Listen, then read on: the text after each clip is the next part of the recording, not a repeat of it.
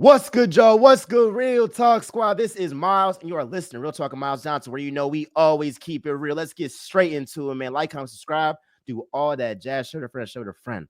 Let's get into some real talk. Eagles beat the Panthers by 6 points. Now, this is not like the Browns game. It isn't like that one where it was like we beat a team barely that was a big underdog. No, it wasn't like that game because I do believe we played a better game. There was some weird stuff that happened. You have a missed face mask on Grant Calcaterra. Jalen Carter tips a pass and then magically falls to Adam Thielen's hands. It was such luck that even Bryce Young pointed to God and said, "Thank you." That's when you know it was like just some weird stuff going on. So I do believe like we played better than the score may suggest.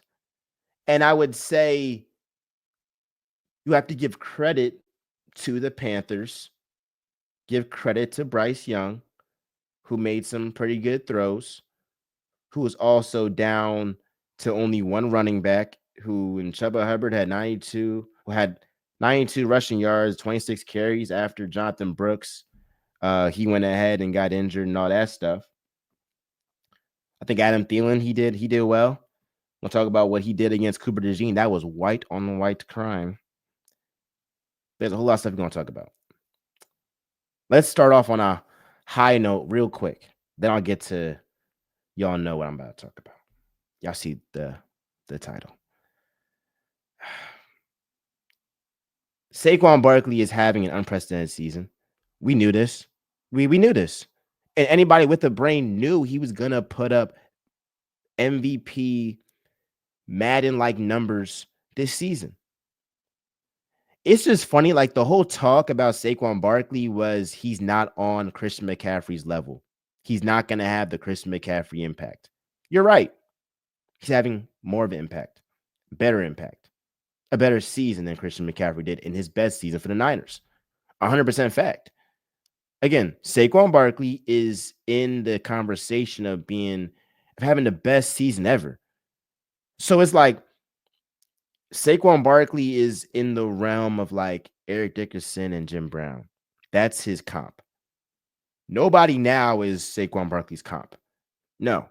So whether it's Derrick Henry, I mean, I'm looking at these stats, right? Derrick Henry has over 200 less rushing yards. And we all know Derrick Henry has had a historic season. But he has over 200 less rushing yards than Saquon Barkley after all these running backs have completed their bye week. It's insane what Saquon's doing, bruh. It's really insane. And it's a credit to Jeff Stoutland, who is the offensive line coach, also the run game coordinator. It's a credit to just the players on the offensive line. It's a credit to the Eagles paying Saquon Barkley and allowing him to be more free and to do backwards hurdles and eye-dropping plays that he wouldn't have done if he didn't have that security. So again, thank you to the Giants for being the incompetent franchise you are, and I'm glad that we have Saquon Barkley. Now, y'all see how I'm talking right now. I'm not very happy. I'm actually upset. AJ Brown said the passing game needs work. I'm very happy that he spoke up and said that. Because if he didn't say something, I was going to say something. And I'm still going to say something. No, AJ Brown wasn't taking a shot. AJ Brown wasn't taking a shot at Jalen Hurts. He wasn't. I believe this was a shot at Kellen Moore and that coaching staff. Because it is coaching malpractice to go a full quarter, the first quarter, and not target AJ Brown. Do y'all know it took less than 2 minutes in the second quarter for the Eagles to target AJ Brown? That's insane. That's insane. Y'all know in the first quarter, that's when offensive coordinators and play callers, they go ahead and actually script plays. They have a full week to script plays for the first drive or the first quarter. So ultimately, the defense of the opposing team is at a disadvantage because they spent the whole week dialing up plays to go ahead and beat y'all in the first quarter. Now, later on in the game, there's adjustments, and that's how good defenses they adjust to what's going on. But that was a long way of saying in the first quarter, that's when you should go ahead and scheme AJ Brown open, scheme Devonta Smith open. But no, you're out here scheming bro. It's a pecking order. It's a pecking order. Saquon Barkley, yes, is number one. AJ Brown's number two.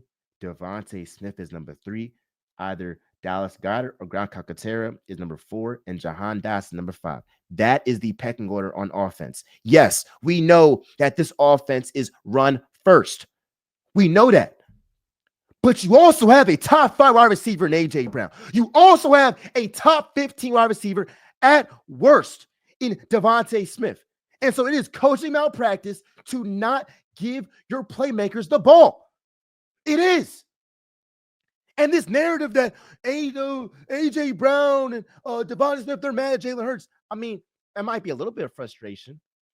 But the narrative that like Jalen Hurts can't throw, Jalen Hurts can't read the field, AJ Brown is coming off back-to-back 1,400-yard seasons.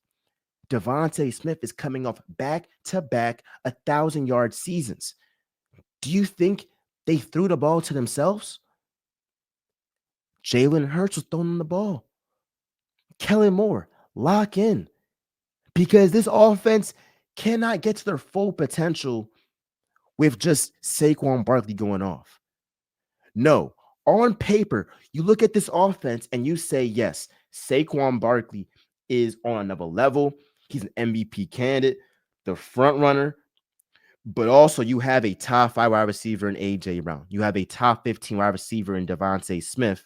And if all of these guys are clicking, now there are going to be games where AJ Brown, he might go off, and then Devonta Smith, he might have, less touches for sure.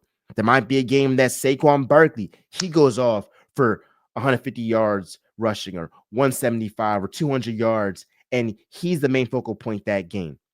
But it should never be a consistent thing where AJ Brown and Devonta Smith aren't getting the ball. And if they were successful with Hurts, AJ, and Smitty without Kellen Moore, and then Kellen Moore gets here and they're not as productive consistently, I'm looking at Kellen Moore, I'm looking at this coaching staff, because any play caller in this league would die to have the weapons that Kellen Moore has. They would die to have that. For sure.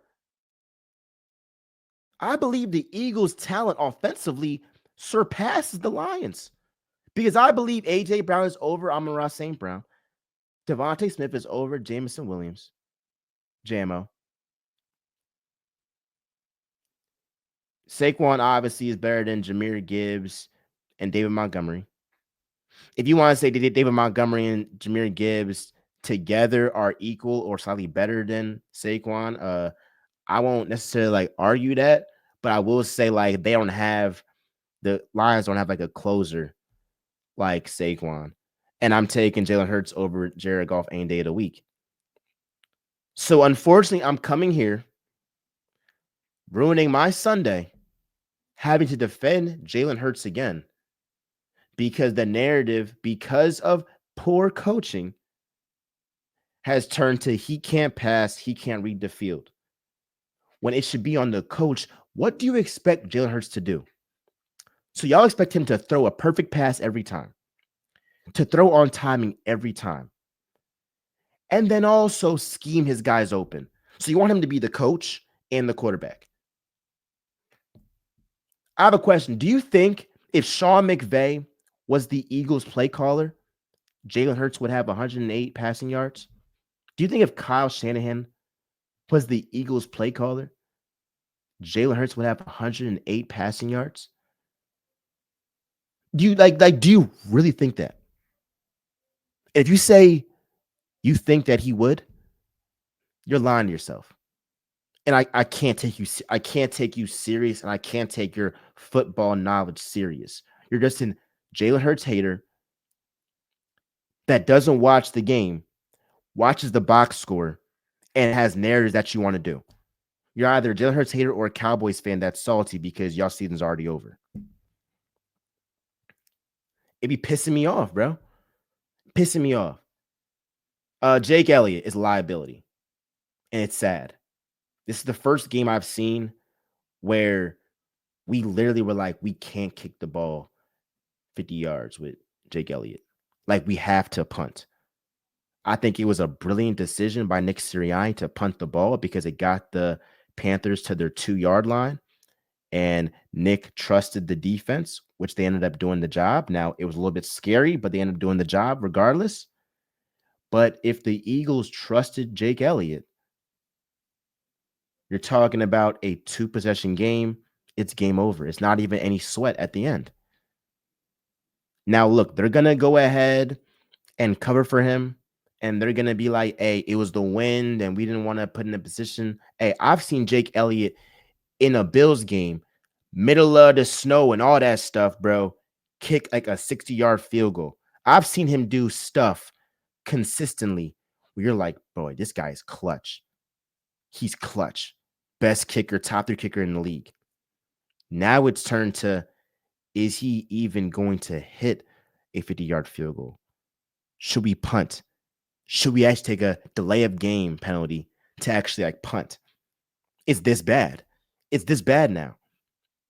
So I'm praying that Jake Elliott locks in, because there's going to come a game that we need Jake Elliott to hit a 50-yard field goal. Like, you need that. You need that. There's gonna be game. It's not gonna be like there are going to be games where you're going to need Jake Elliott to hit a 50-yard field goal. It's the NFL. These teams are good. It's a game of inches. A game of like 1 point, 2 point, 3 points. Jake Elliott, come on, dog. We are dependent on you.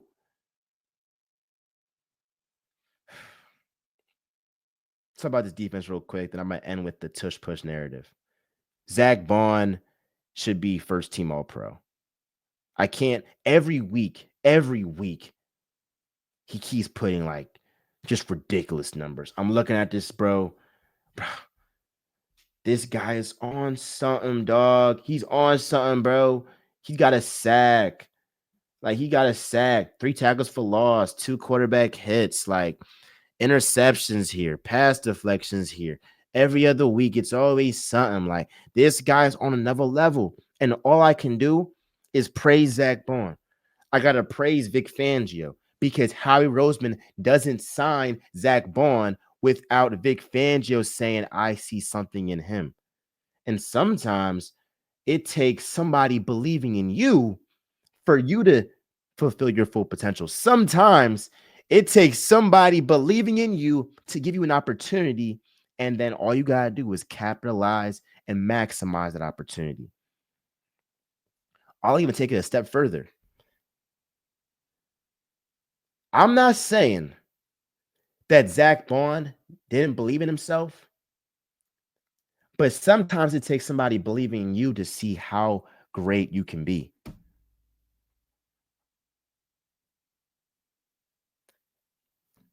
Hey, I know athletes are very, very confident, and I love when athletes are like, I'm the best in the game, because that's the mindset you should have. But I think even Zach Bond is being like, dang, I knew I was nice. I knew I was an NFL starter and I could contribute on this Eagles team, but even I'm surprising myself. I wouldn't be surprised if he's thinking that to himself right now. I think Vic is like, hey, I thought he would be nice for us, but I'm like, dang. And yeah. Nobody, no Eagles fan, no diehard Eagles fan thought much of the Zach Bond signing. Nobody thought that. So I got to give credit to Vic Fangio for that, man. And obviously for Zach Bond for doing what he do. CJ Garner Johnson.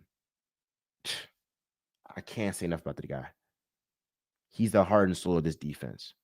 He's the heart and soul of this defense. That hit stick oh my God, was a thing of beauty. And then he followed it up with a pick. A guy in Bryce Young who hasn't thrown a pick in like a month or so. Have yourself a day. CJ said Sunday fun day, no BAP.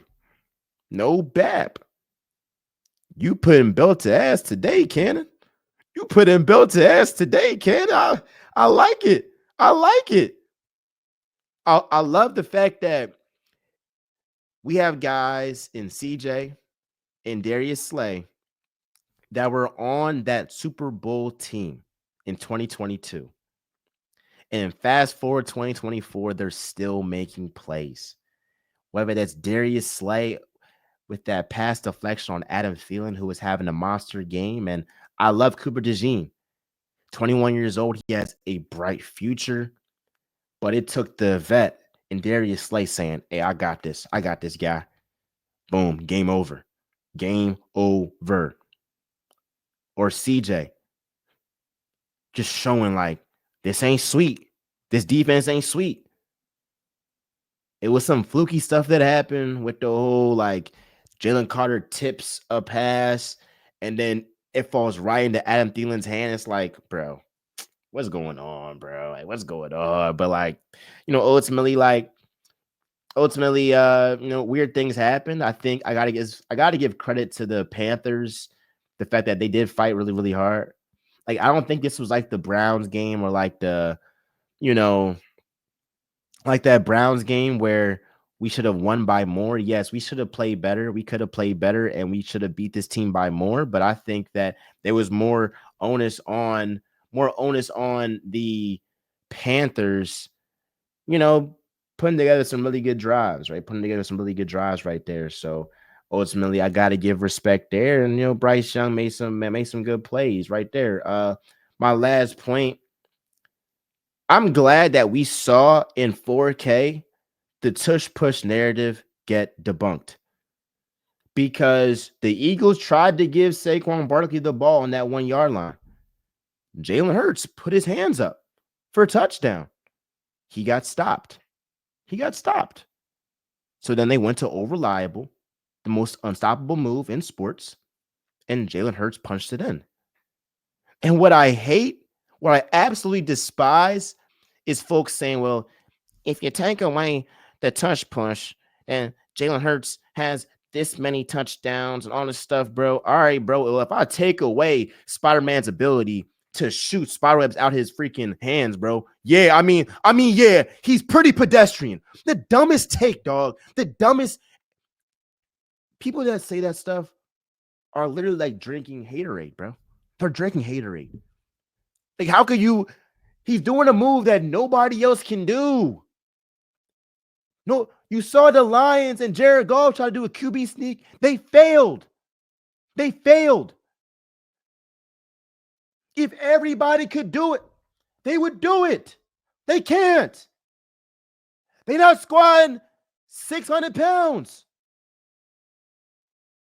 Just give the man his respect. Like, it's be annoying, dog. Be annoying. I love y'all. Appreciate y'all. Fly Eagles fly, baby. More content this week. We're going to go off. Peace.